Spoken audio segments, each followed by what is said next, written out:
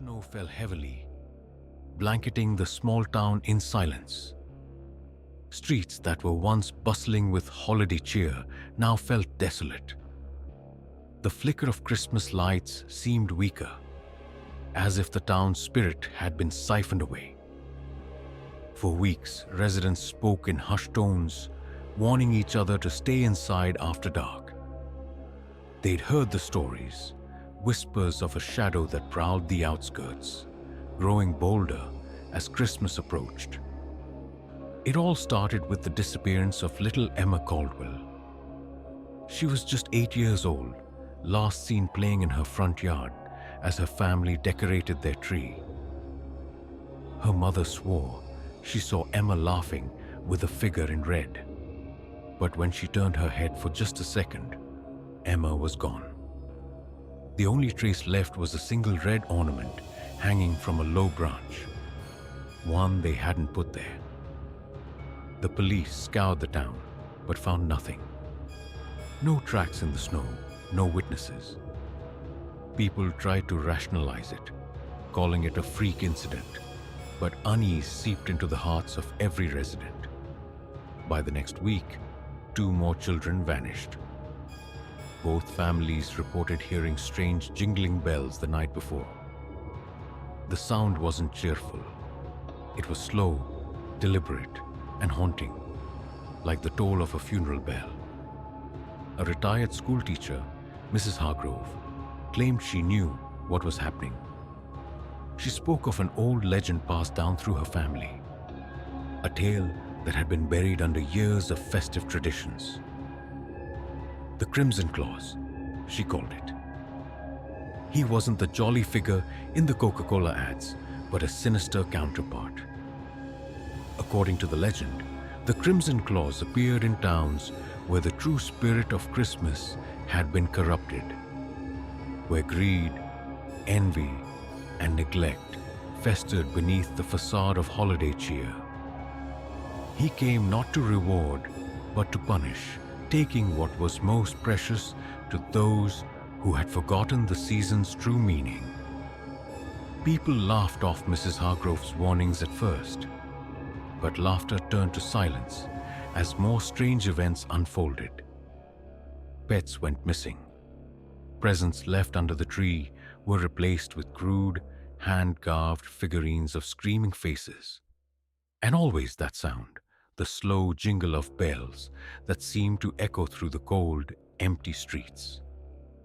One family, the Thompsons, decided they'd had enough.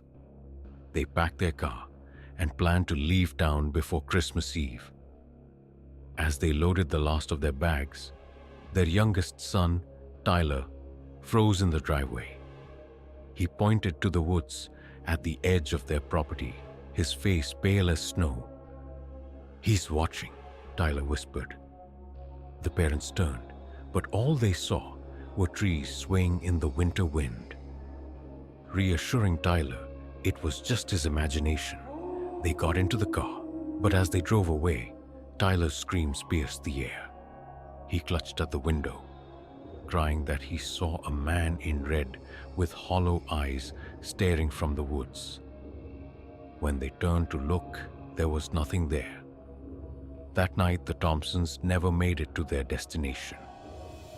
Their car was found abandoned on the side of the highway, doors wide open. Inside, the seats were covered in frost, as though the cold itself had crept in and swallowed them whole. The only sign of the family was a red ornament hanging from the rearview mirror. By Christmas Eve, the town was gripped with fear. Most families barricaded their homes, extinguishing their lights to avoid drawing attention. But curiosity got the better of one man, Paul Jenkins, who decided to stay awake and see if the legend was real. Armed with a shotgun, he sat by his window, staring out into the night.